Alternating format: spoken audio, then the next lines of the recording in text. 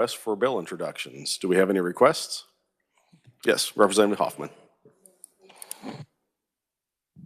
Thank you, Mr. Chairman. I do have a Bill 26 RS 2797. It's some clarification language on Neighborhood Revitalization Act. Very good. Any questions, committee? Seeing none. Got some chuckles over there, but I'm not sure.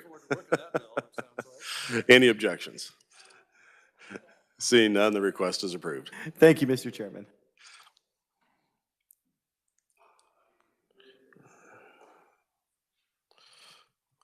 Okay, any other requests? Yes. Thank you, Mr. Chairman.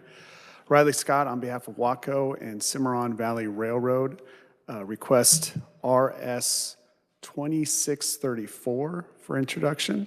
That that's amendments to the existing short line rail tax credit.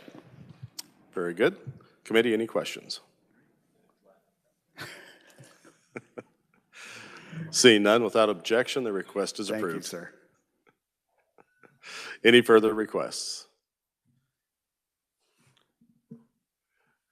Seeing none at this time, we'll turn the podium over to Mr. Penner for a briefing on the consensus revenue estimates.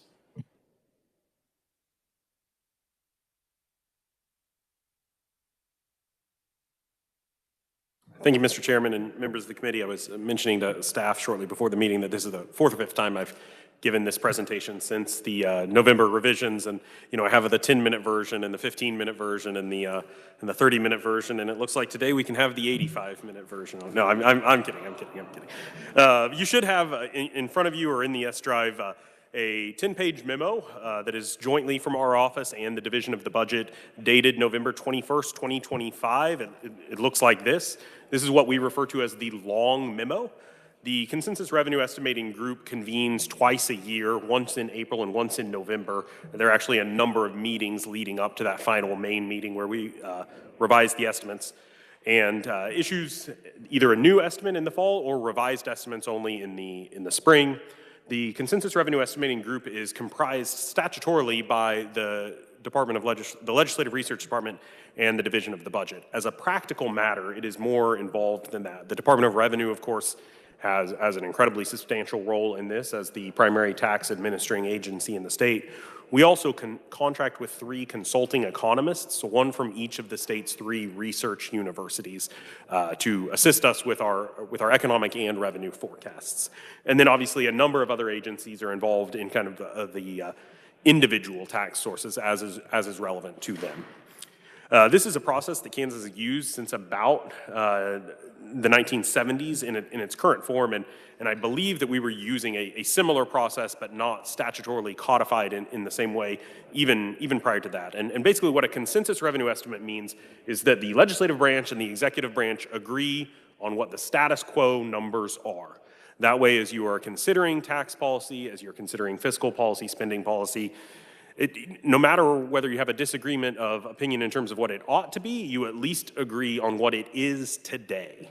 And that's somewhat important on a state legislative level because of the fact that if you had a different set of numbers, if the legislature had its revenue estimates and the governor had her or his revenue estimates, then that would pose a particular challenge as you all tried to arrive at an agreed upon tax and fiscal policy for the state.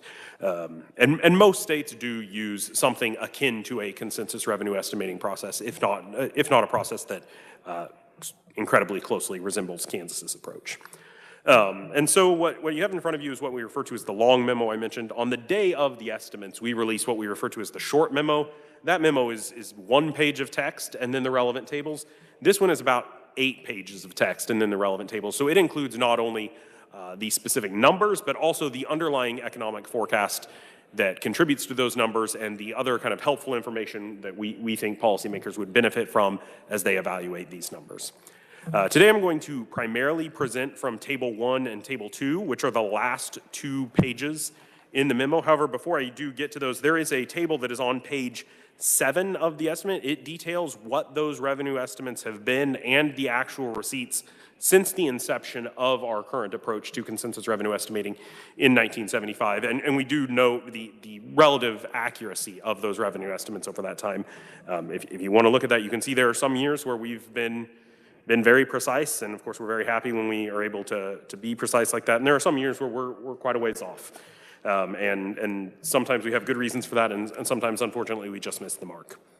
But Table 1 and Table 2. Table 1 compares the actual receipts for FY 2025 with the revised estimate for FY 2026 and the newly issued estimate for FY 2027.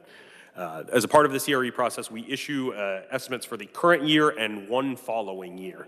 What that means is every year when we meet in the fall, we are adding a year to the process, whereas when we meet in the spring, we're just revising our current existing estimates for both the current year and the following year. Table 2, accordingly, is the revisions to the current year estimate. So that compares our new estimates with the estimates that we made last April as adjusted for legislation enacted after that time. That legislation can be enacted either by virtue of a governor's by a whole new legislative enactment if you meet after that April 20th date, or by something that you possibly sent to the governor's desk prior to April 20th, but was acted upon by the governor or by the legislature in the form of a veto override after that April 20th date. Because when we meet, the date that we hold the meeting, we evaluate the estimates based upon current law at that point in time and its current interpretation by the courts. And one thing that is important to note, and probably more important to note this time around with the estimates than most cases, is that includes federal law that we are considering as we make these estimates, because a number of the things that I'll talk about today are changes to the estimates that are attributable to federal law.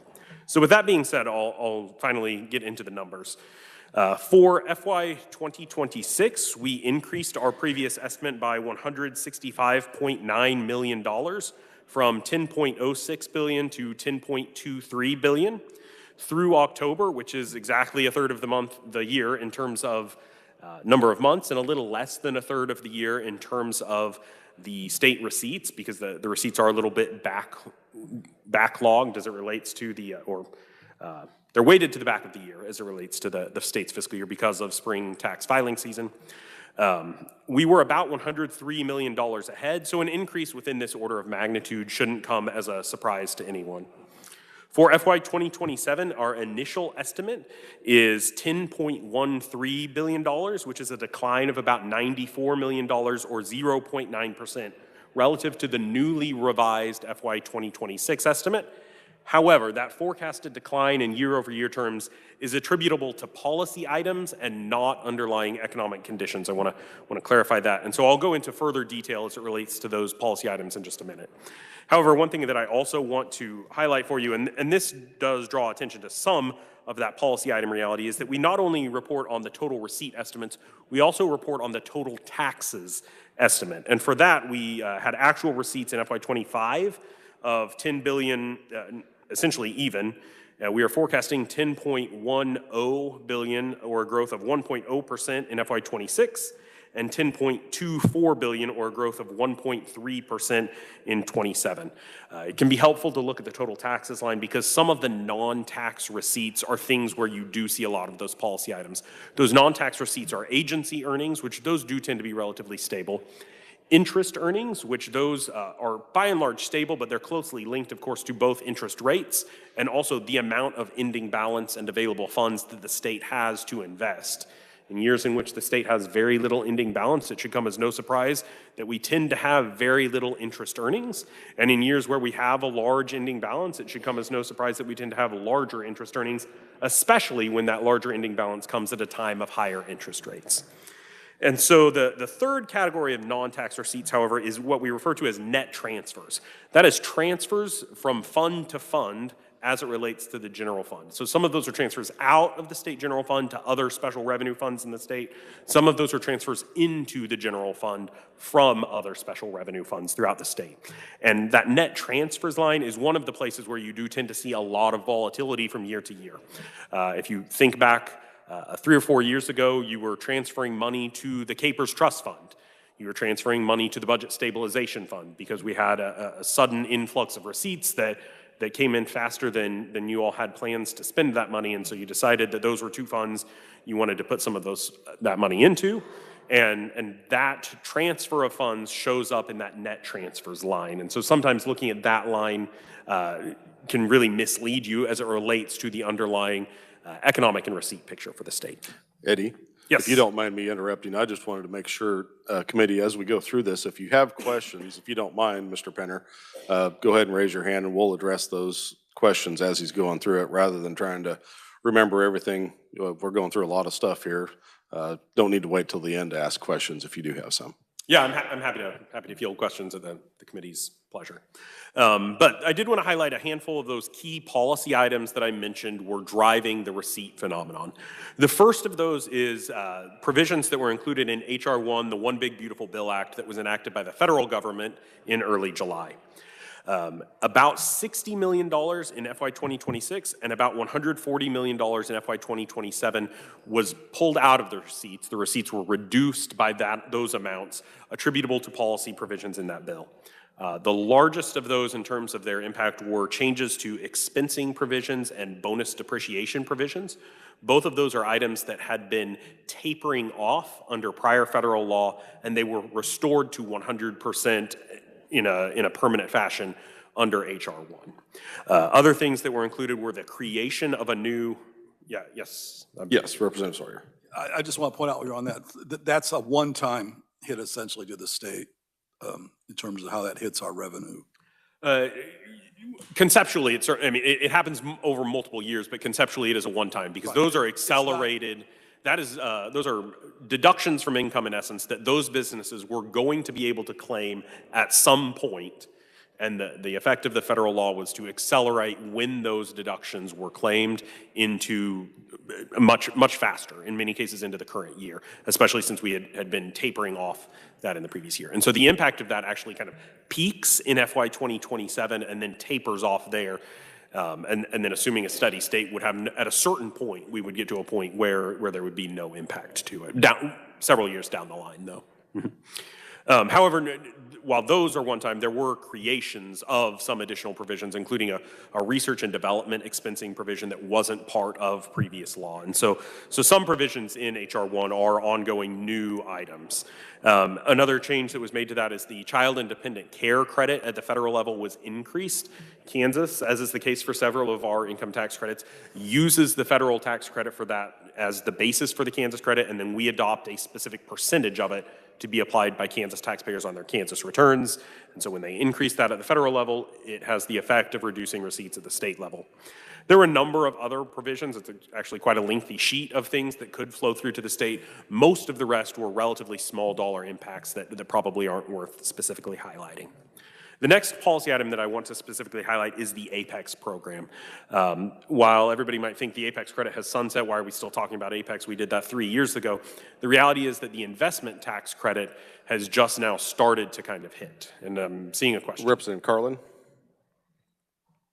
Thank you, Mr. Chair. I'm sorry, the 160 million accelerated deductions that you're talking about, I have my sheet here and I can't find you. I don't know where that was. I believe that is mentioned in the memo. It might be referred to a bit more in a bit more of a nebulous fashion as it relates to incorporated estimates of fiscal impacts of legislation. It's at the bottom of page 3. All right. I don't know that I went into the exact same. I was looking at the chart and I just couldn't find it. Thank you so much.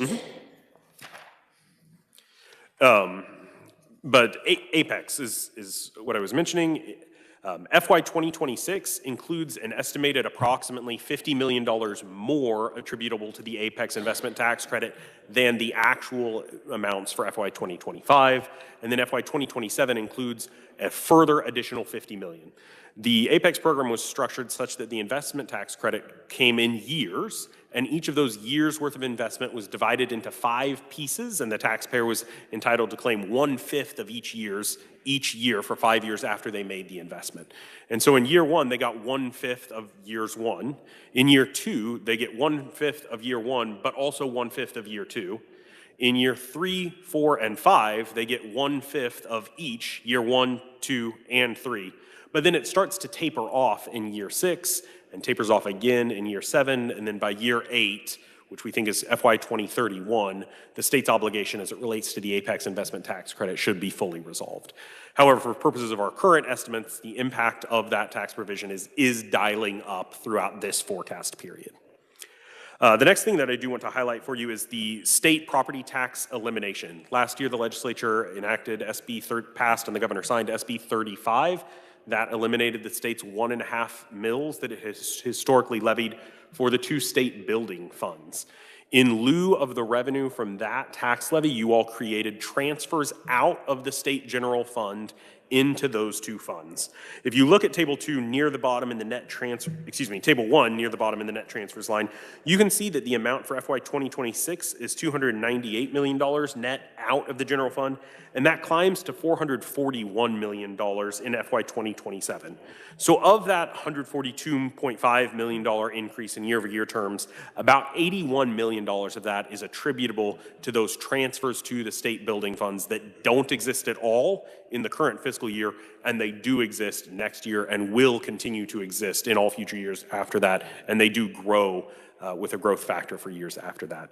As it relates to that policy, this is probably a good time to remind you all that you may have heard from constituents in the month of December saying, I thought you told me last summer that you had eliminated those property taxes, but I just got my property tax bill, and there's the state levying 1.5 mills. Did you lie to me? The answer to that is no, you did not lie to them. The bill that your constituents receive in December is actually their tax year 2025 bill that is attributable to property they owned on January 1 of 2025. You all eliminated that mill levy prospectively. So tax year 2026, which is attributable to the property they owned 2 weeks ago now, though that 1.5 mills will not appear on those tax bills, but your constituents won't actually receive those tax bills until next year, either in very late November or in December. So probably a good time now to clarify that for all of you.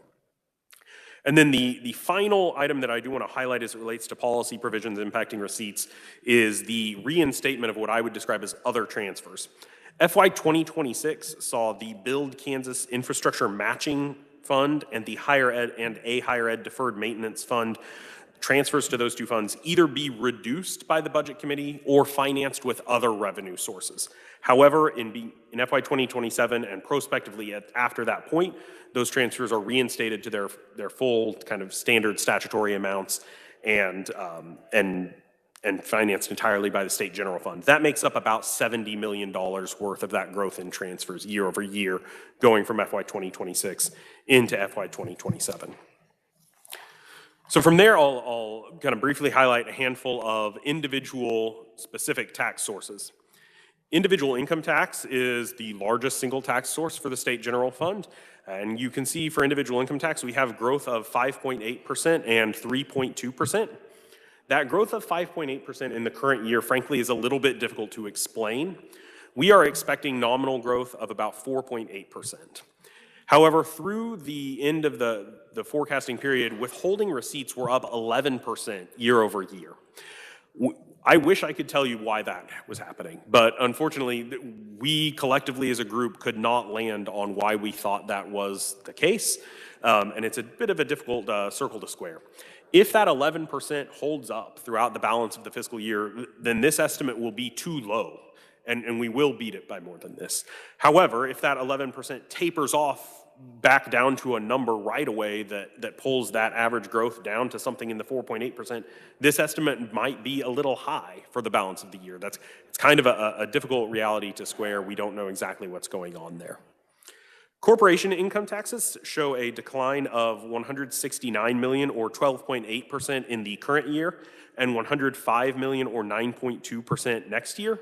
This decline can essentially be largely explained by the incorporated policy items that I discussed earlier, either the One Big Beautiful Bill Act provisions or the Apex tax credit growing. However, within corporation income tax now, you might remember that back in 2022, you all passed what was referred to as the SALT Parity Act, and that allowed certain pass-through entities to make their state tax payments on the entity side as opposed to on the individual side, which is how they otherwise would. That's what the phrase pass-through entities means. And so because of that, corporation, which historically was just traditional subchapter C corporations is now actually made up almost exactly of half subchapter C corporation tax payments and of almost exactly half pass-through entity tax payments. Through the last 6 months leading up to the estimates, we had seen really stable, steady growth out of the pass-through entities. However, the C corporations were really struggling as it related to these receipts, and almost all of this decline is attributable to those C corporations, at least in terms of what we were seeing in actual receipts, leading us to believe that we ought to make a reduction. One of our operating theories there is that that might be some of the state receipt effects of the federal tariff policy. Those tariff policies do have in some cases, an outsized impact on large enterprises, which tend to be C corporations. Those C corporations tend to have a bit more ability to decide, are we going to absorb this impact or are we going to pass this impact on to our consumers? I think it's been widely discussed that the tariffs had not yet had the inflationary impact that most economists were expecting them to have. And if the C corporations were, in essence, absorbing that extra cost, that would kind of be the rationale for why they hadn't passed that through in inflationary terms. And it also would explain why their kind of net revenues that feed into their estimated tax payments were not as large as we had otherwise anticipated them being. The next two things that I do want to specifically highlight for you are the financial institutions premiums tax, privilege tax, and the insurance premiums tax. You can see financial institutions has a decline of 12.2% this year, and then modest growth of 2.3% next year. Insurance premiums growing at 2.7% this year and 1.8% next year. I imagine the case for most of you and most of your constituents has been to see insurance premiums increases of greater than 2.7% in the current year, and so you might be wondering, why is that receipt source not growing any faster than that? And the reason I lump these two together are these are both tax sources where, as forecasters, the growth in receipts is reflective of not of economic conditions within these industries, but rather reflective of the ability of these industries to avail themselves of tax credits that you all have enacted in recent years. The insurance industry has pursued some of the tax credits that you've enacted, some of the housing-oriented tax credits. The investors there have in some cases been insurance companies, and banks have also been similar investors in some of those, as well as some of the historic preservation tax credits that you have expanded or modified over the years. Finally, sales and use taxes. You can see that the sales tax, we have a decline of 1.6% in the current year and growth of 2.0% next year. And use taxes, we have a growth of 5.7% in the current year and growth of 3.2% next year. The one thing that is worth mentioning here is that decline of 1.6% on sales, this is the last year of the food sales tax policy, in essence. You might remember that it's now been over a year since the state sales tax rate on food and food ingredients was taken to zero. However, the current fiscal year is the first fiscal year where all 12 months of the year have the state sales tax on food and food ingredients being zero. And so we had kind of been seeing that steady decline of, depending upon the exact number of months impacted, anywhere from about 1.5% to about 4% over the last several years as that policy was being phased in. However, prospectively, we think that tax source should return to a much more normal growth rate, which is a little bit slower than the economy as a whole, which is reflective in that 2.0% growth rate in FY 2027. So with that being said, I don't have much to say about any other tax source specifically, but I did want to mention, as it relates to Senate Bill 269, that was the bill that you all enacted last year that provided for future formulaic rate reductions for individual, corporation, and financial institutions' income taxes. The consensus group reviewed that and the calculations for that baseline, and we determined that under these current estimates, there is no rate reduction that is likely to occur within the forecast period pursuant to that policy, and we anticipate continuing to do that review every time that we do the consensus revenue estimates. We have kind of a pre-built calculator that shows what rate we anticipate that baseline growing at, and then we compare that to what the estimates are, and if the estimates exceed that baseline as it grows, then we would kind of build in an anticipated rate reduction for the following year in our estimates, and we would mention that assumption in our receipt memo, but at this point we don't anticipate that coming online throughout this forecast period. When you look at that kind of calculator out into the future, The place where it seems most likely that that would first start to take effect is the time when those apex tax credits start rolling off of the books, because at that point, we should have growth that exceeds the underlying economic growth rate, because we would be getting growth from the growth in the economy, but also from the apex tax credits no longer being on the books. And so that's the last thing that I had planned to mention, and with that, I would happily stand for whatever further questions the committee may have. Thanks, Eddie. I've got a couple of questions. Going back to the sales and compensating use tax, do those numbers include transfers already to the state highway fund, or, because I don't think the state highway fund is in the transfers down at the bottom line. Could you explain that right quick? Right, yeah, the sales and compensating use taxes, that is, the amount of that money that goes to the state highway fund is not actually handled via a transfer. That is handled via the disposition of revenue formula that is written into the sales tax law. So what this reflects is 82% of the total state receipts for each of those two taxes. The other 18% goes to the state highway fund. Goes directly in, okay. And one of the questions I had back on the individual income tax, I know last year when we had the consensus revenue estimates, sorry, lost my spot here. We'd made some changes in the special session, some fairly substantial changes on income tax policy. People hadn't updated their withholdings. I'm wondering if some of those increase in the withholdings were people saw how the new tax policy kind of impacted them.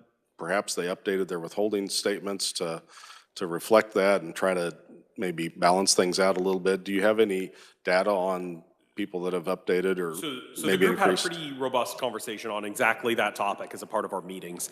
And it's certainly, because that seems like it ought to be something that contributes to this. However, the net effect of the changes from the special session tax bill would have been to reduce the amount of tax that all taxpayers owed, which means they would have received a refund at the time of filing season, which means if they were going to make a revision as it relates to their withholding, they should have made a revision to revise downwards their withholding. And in opposition to that, we were actually seeing more withholding growth than we were anticipating. So that kind of rationale kind of cut against us as it relates to that.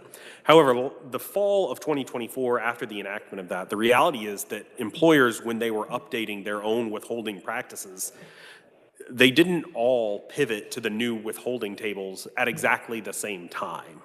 And for instance, the state, it was into the month of October before state employees started having their withholding done pursuant to the new withholding tables as opposed to the other ones. Most of the large payroll processing companies do updates to their withholding software on a quarterly basis. And so we had a lot of conversations about, well, is what this is the year-over-year result of that first quarter having been under the old withholding tables, and then is that going to go away after that point? And by the time we get to the April estimates, we might have a bit more clear picture in terms of that phenomenon, but we didn't really have enough information at the time of the November estimates to feel confident saying, oh yeah, that is what is happening here.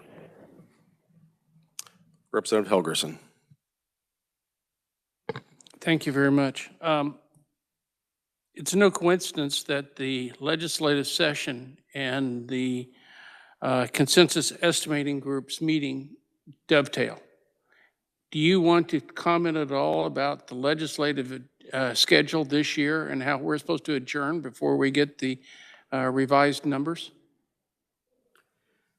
As a revenue estimator, I don't actually have a position on that. Well, That's kind of a question for you all. I'll give you a little bit more detail then. What are the problems going to be if we are adjourning the session and then the estimate comes out after it, which is what the calendar now shows? So that's actually also the way it worked last year, is the April 20th estimate, which might have been on April 17th last year, but either way, it was after sine die adjournment. Obviously, there are certain budget circumstances where it might be in the legislature's best interest to have more information when they make their final budget decisions, but there's certainly no reason that they necessarily have to in all budget circumstances. Yes. What I'm leading to is, do we change the dates? We've changed the dates for school enrollment when we count. We've changed the dates for different other purposes to fit If the legislature determines this is our scheduling from now on, do we also change consensus meeting, or is that specific? Are those dates more incumbent upon the taxpayers, and so we can't really change them? So as it relates to the taxpayers, the taxpayers don't see a difference based upon the date. Prior to, I want to say about 25 years ago, the date for the spring estimate was actually, I believe, April 4th, not April 20th.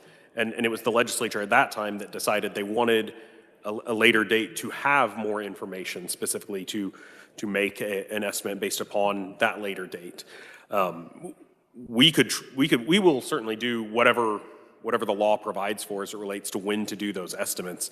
One of the realities is that it would be difficult for us to do the estimates while you all are still in session. We as a part of this have meetings that span a half day or sometimes more than a half day, and we have pretty regular and frequent meetings trying to iron all this out, and it would be difficult to do that while you all are in session. Obviously, if the law that you enact requires that, we will accommodate, or we will accomplish it. But it's not really anything that we have to have as estimators. That's actually a question for you all as policymakers of, do you want the dates prior to the point of your final adjournment? Yes. So I'm getting the feeling that, or we can change the dates and it's not going to cause you any problem. That would probably depend on what you change the dates to as it relates to any problems. Yeah, or if we do it. Sure. Couple other short ones. The Wayfair decision, it seems like it's brought in a lot more money. Do you want to comment at all on it? Yeah, that's something that the Wayfair decision was a 2018 U.S. Supreme Court decision that basically allowed states to require retailers that don't have a physical presence within the state to collect and remit compensating use tax on transactions that were going to be delivered into the state. And so at the time of that decision, now almost 8 years ago, we had one set of estimates. I do think it is true that we are getting more money as a result of that now than we had anticipated at the time. The legislature, I believe, 2 years later, well, no, not three years later, because in 2020 you didn't pass much because of the pandemic cutting off the session. 3 years later, you did also pass marketplace facilitators legislation, which further expanded that base, and both of those policies appear to have brought in more money in terms of new use tax receipts than we had anticipated at the time. That being said, that's somewhat now baked in to the amounts. The growth rates as it relates to use now are more or less steady state, but the baseline amount that you can see of a little under and then a little over $900 million, that would be much lower were it not for the Wayfair decision. Go right ahead, Henry. We are now moving into an area of projections of growth in a couple of counties where they have been, Wyandotte and Johnson, they have been the driver of the state's finances. And we're using that growth for dedicated funding sources, the additional growth. Does this pose more of a problem for estimating our revenue sources? And I believe that the policy is we're not using AI right now, or to the extent that other people may. Will that help us in making projections? And kind of an open-ended comment if you want. So I'm going to handle those totally separately because I think there's Okay. two separate questions there. If we were trying to make revised sales tax estimates today without a finally drawn map and a specified start date for the baseline and the star bond district, it would be immensely difficult for us to do that today with that amount of uncertainty. However, if once we get the actual agreed upon district boundaries, and once we get the start date for when that money is going to be, when the star bond project commences, at that point we should be able to accommodate estimating the sales tax receipts in light of the stadium star bond project without any substantial further difficulty. It will be a challenge basically the very first time as we get an understanding of that, but it shouldn't be an ongoing challenge, I guess I would say. That being said, if we get to April and do not have a well-defined district area yet or a well-defined start date for that at that point, the April estimates will be a challenge specific to that issue. As it relates to AI, the statute provides that the revenue estimates are whatever the director of research and the director of the budget agree to. And so there's no inherent AI use case there. However, obviously, the way in which the director of the budget and the director of legislative research are informed can certainly be supported by potential AI tools. That being said, at least in our office, we aren't using those in a robust fashion at this point. I don't know how quickly we would be, and I can't actually speak for the Division of the Budget's use of AI tools to inform their own expectations as it relates to revenues. Thank you very much. Representative Sawyer. Yeah, that's a trick. I was sitting here thinking about this. When you do these estimates every year, we've got several star bond districts out there right now. So do you guys get that specific when you're trying to make the estimates of how? So we get very specific data as it relates to star bonds from the Department of Revenue. And we use those to shape our internal thinking, but we do not, when we make the estimates, we aren't in the habit of saying, well, our sales tax estimate would be 2,565, but we have to subtract 25 million because of star bond districts. But we use it internally to shape our estimates that we then take to the consensus meeting. And that's the way that we always handle steady state policies. The only time we make what might be referred to as an at-the-table adjustment is where it is a new policy being enacted. And in that case, we kind of have an approach of agreeing to the at-the-table adjustment and then having everybody make their own individual estimates without that adjustment. The reason we do that is because of the fact that we are also getting input into these estimates from individuals who aren't working on these policies every day. We get input from consulting economists from the research universities. And as much as they understand the economy and economics broadly, they aren't looking closely at star bond policies on a day-to-day basis. And so it makes it easier to kind of have them make their estimates related to steady state and then adjust as a group based upon an agreed upon number. Representative Corbett. Thank you, Chairman. One of the questions that I kind of see when I'm looking at some of the maps where people are departing Kansas, going for places where they can have cheaper property tax and maybe a cost of living. Do you have any idea how great of a potential that is for people just bailing out of this state to find a better place to live their lives? And I'll give you an example for one of my counties. Osage County has a population of a decrease of 8%. Local government is 381%. Those people are truly underwater, and they're having trouble just paying property tax and living there, especially young families and seniors. And I think that's a big part of this state's problem. We don't seem to be growing. We seem to be losing population in a lot of our 100 counties.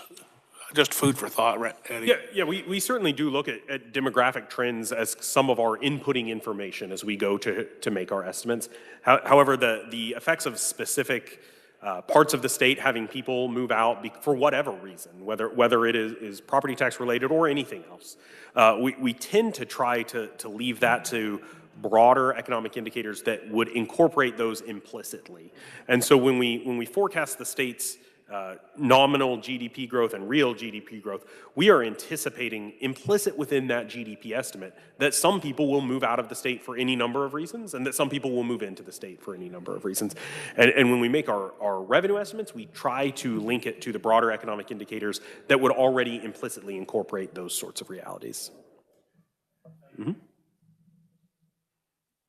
All right. Any further questions, committee? If not, I just have a quick one. No,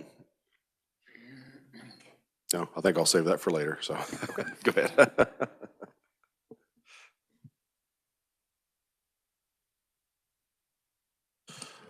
All right.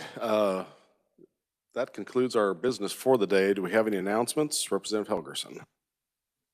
The chairman and I met yesterday briefly, and he has an interest in the sales tax committee that was started last year that did not come up with any recommendations because we ran out of time, reconvening and making some recommendations to the full committee. So we're going to meet tomorrow morning at 7. You might be by yourself. Yeah, by myself. I can get the recommendations passed, I think, then. If you would look for me and tell me if you're interested, or I'll have a chart here, or you can just make sure I have your name so I can get you added if you still have an interest in meeting and talking about sales tax, either the exemptions or any other components that we talked about last year. And I'll have this up at the podium. Thank you. Very good. Thank you, Representative Helgerson. I also wanted to remind everyone, you should have gotten an email from our committee assistant, Leah, this morning. I had forwarded a recorded webinar. CSG was the one that organized it. It was a joint presentation by the Tax Foundation and the Lincoln Institute of Land Policy. It was last fall. It's about an hour long, but it's well worth it. It provides a lot of good information on several different ideas on how to provide property tax relief in a fair and equitable way. If anybody has any interest in, we might be talking about property tax this session. I don't know. I've got this vibe that maybe that might be a topic, but it's really good information if you want to review that. If you did not get that email, let me know and I'll make sure and forward that your way. So with that, I think that's all we have for the good of the committee. Representative Awerkamp. Thank you, Mr. Chairman. Regarding property taxes, could we get, if it's easily doable, just a report on where Kansas lines up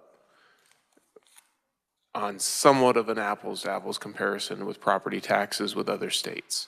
Just because we're going to be getting into this conversation, and we have residential, we have commercial, we have the different exemptions, just so we can see something more on an objective level to begin the conversation with. Because I've read a couple articles, and I think that would be helpful, just so we know where we're starting. Yeah, I might get with Eddie and try to figure out what we can put together. I know when you start doing state-to-state comparisons, it's almost apples and oranges because we have different ways that we handle different classes of property, but there's a lot of good benefit to what's called an effective tax rate. It basically says this is the amount of tax you pay on a home that's worth X amount of dollars. That's a good way to level the playing field and compare apples to apples. I'll work with Eddie and see if we can find some good information to try to make sure we're doing a really good comparison, and I think that's valuable information to have. Compare Kansas, especially to our neighboring states and Midwest states, to see where we're at. Thank you. Seeing no further announcements, we are adjourned.